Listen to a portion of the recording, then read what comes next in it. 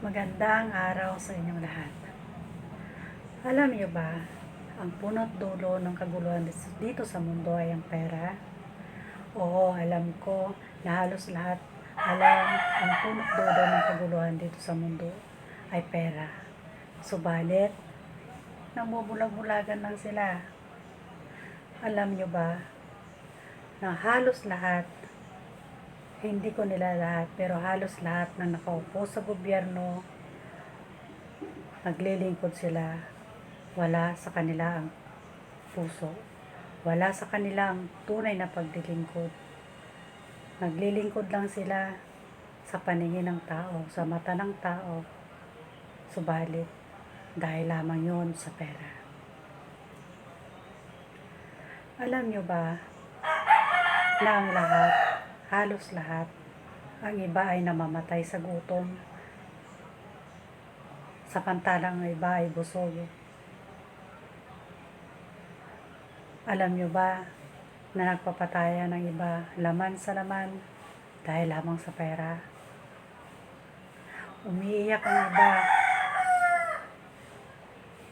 dahil sa pera, samantalang ang iba nagsasaya dahil sa pera.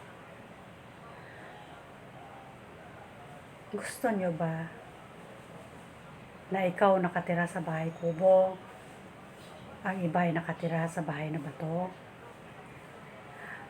Gusto nyo ba na habang buhay na unbalance ang mundo, magulo, nagagawan sa mga material na bagay na hindi madadala sa kabilang buhay? Gusto nyo ba na magpatuloy ang mundo hanggang sa wakas na puno ng sakuna sa mundo? Gusto nyo ba na kumakain sila ng masarap samantalang ikaw nagugutom? Gusto nyo ba na palagi kang inaapi dahil sa pera at ikaw ay inaalipin? Alam nyo ba ang pera na yan? Isa yan sa mga dahilan kung bakit ngayon gutom kami ng anak ko. Ito ang nakasulat sa nakatakda. Ang kahirapan. Ang labanan ng kahirapan dito sa mundo. Dahil ito ang magpapatunay na hindi hadlang ang kahirapan, hindi hadlang ang walang pera para mabuhay ka dito sa mundo. Ang totoong kasagutan ng kaguluhan na nangyayari dito sa mundo ay nandito sa puso ko. Ang tunay na kasagutan, ang nakatira sa puso ko ay ang aking Ama na may gawa ng langit at lupa. Ang tunay na kasagutan ay nakatago lang sa puso ko.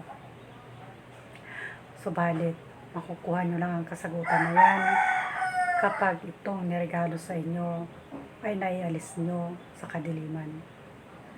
Ang regalo na dinadaanan nyo lamang sa kadiliman, pero ang laman ay gintong kumikislap na madadala nyo sa kabilang buhay. Katulad ako ng isang ginto na hindi nakikita ng iba ang kinang itinapon sa basurahan. At kapag hindi nyo ako nakita sa basurahan, patuloy akong matatakpan ng mga basurang walang pakinabang dito sa mundo. Katulad rin ako ng isang lotos na nabuhay sa putikan. Kapag hindi nyo kinuha ang magandang lotos na ito sa putikan, ang kasagutan sa kaguluhan dito sa mundo ay tuluyan ng mababaon sa putikan. Yung mga pagbaha, pag-ulan dito sa mundo, samantalahin nyo, ipunin nyo. Dahil kapag hindi nyo ako naialis sa kadiliman na aking kinalalagyan bilang tagapagligtas nyo, bilang liwanag nyo dito sa mundo, bilang regalo dito sa inyo sa mundo, mararanasan ng buong mundo ang tagutom, tagtuyot at tagutom. Dahil kung ano ang nararanasan ng aking katawan, yun din ang mararanasan ng buong mundo. Mamili kayo, taggutom o kalayaan. Nandito sa puso ko ang tunay na kasagutan ng kaguluhan na nangyayari dito sa mundo.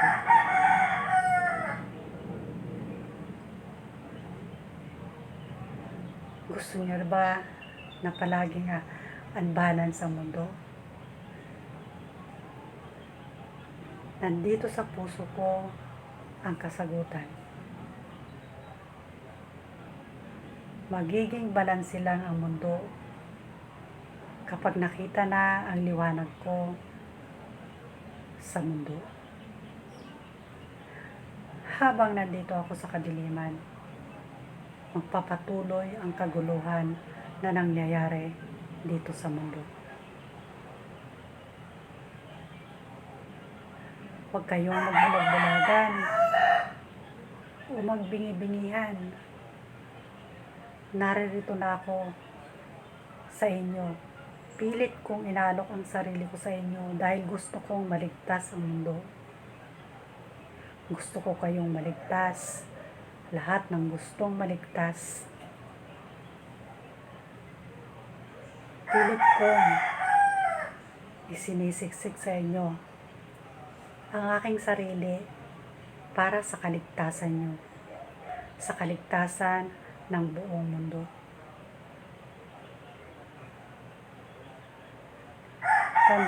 Tandaan nyo, makukuha nyo lamang ang kasagutan na nandito sa aking banal na puso kapag naialis nyo ako sa kadiliman.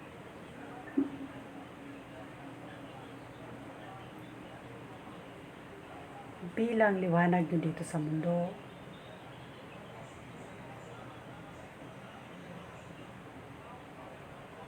pilit kong isinisiksik ang sarili ko sa inyo upang masilayan nyo lamang ang banal na liwanag na dala ko.